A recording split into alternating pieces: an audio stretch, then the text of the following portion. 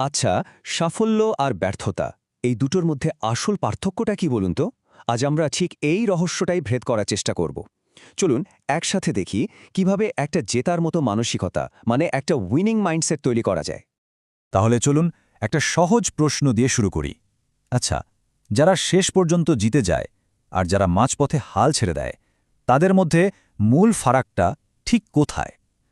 প্রশ্নটা শুনতে খুব সাধারণ মনে হতে পারে, কিন্তু এর উত্তরটা কিন্তু আমাদের পুরো চিন্তাভাবনাকেই বদলে দিতে পারে।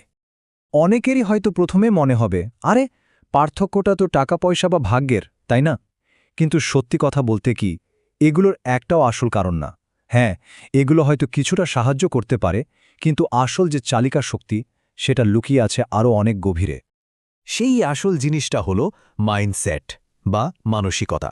হ্যাঁ, শুধুমাত্র এই একটা জিনিসই ঠিক করে দেয় কে এগিয়ে যাবে আর কে পিছিয়ে পড়বে। ভাবা যায় কি অসাধারণ শক্তিশালী একটা ধারণা, তাই না? চলুন এই বিষয়টা নিয়েই আজ একটু বিস্তারিতভাবে কথা বলা যাক। তো আমাদের প্রথম ধাপ দ্য উইনিং ডিফারেন্স, মানে কিভাবে আমাদের ভেতরের চিন্তাভাবনার জগৎটা আমাদের বাইরের বাস্তবতাকে গড়ে তোলে, শুধু তাই না, নিয়ন্ত্রণও করে।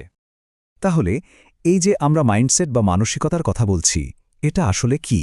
দেখুন, এটা হলো সেই আসল শক্তি যা ঠিক করে দেয় জীবনের কোনো বড় আঘাতে কেউ একেবারে ভেঙে পড়বে নাকি সেখান থেকে দ্বিগুণ শক্তি নিয়ে আবার ঘুরে দাঁড়াবে। এটা কিন্তু শুধু একটা বিশ্বাস না, এটা হলো ঘুরে দাঁড়ানোর জন্য সবচেয়ে বড় একটা অস্ত্র। আচ্ছা, এবার তাহলে দেখা যাক কিভাবে দুই ধরনের মাইন্ডসেট পৃথিবীকে দুটো একেবারে আলাদা চোখে দেখে। আমাদের আলোচনার দ্বিতীয় ভাগ দ্য টু মাইন্ডসেটস, মানে সমস্যা বনাম সুযোগ, কিভাবে দেখার দৃষ্টিভঙ্গিটাই সব বদলে দেয়। পার্থক্যটা কিন্তু একদম পরিষ্কার। যারা হাল ছেড়ে দেয় তাদের মানসিকতাটা এমন যে তারা প্রত্যেকটা সুযোগের মধ্যেই একটা না একটা সমস্যা খুঁজে বের করে, আর যারা জেতে ঠিক তার উল্টো, তারা প্রত্যেকটা সমস্যার মধ্যেই নতুন কোনো সুযোগ খুঁজে নেয়। দেখুন, পরিস্থিতি কিন্তু একই, কিন্তু দেখার ভঙ্গিটাই সবকিছুকে আলাদা করে দিচ্ছে। প্রশ্ন হল, এই মানসিকতার পরিবর্তনটা আনা যায় কিভাবে?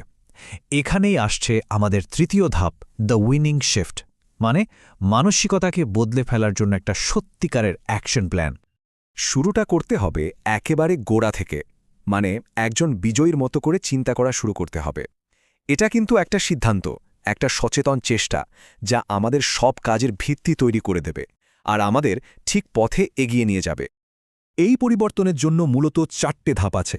প্রথমত, দোষ দেওয়া বন্ধ করতে হবে আর কাজে নামতে হবে, মানে পরিস্থিতির শিকার হয়ে বসে না থেকে চালকের আসনে বসতে হবে। আর দ্বিতীয়ত, নিজের ওপর থেকে সব সন্দেহ ঝেড়ে ফেলে নিজের ক্ষমতার ওপর বিশ্বাস রাখতে শুরু করতে হবে।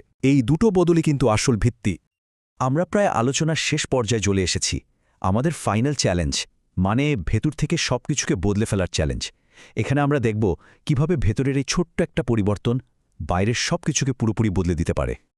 আর এখানেই কিন্তু আসল ম্যাজিকটা হয়, কারণ একবার যখন মানসিকতাটা বদলে যায়, তখন দেখবেন চারপাশের দুনিয়াটাও নিজের থেকেই বদলাতে শুরু করেছে। সুযোগগুলো তখন আরও পরিষ্কারভাবে চোখে পড়বে, আর বাধাগুলোকে মনে হবে অনেক ছোট, কারণ আসল পরিবর্তনটা তো হয়েছে ভেতর থেকে, তাই না?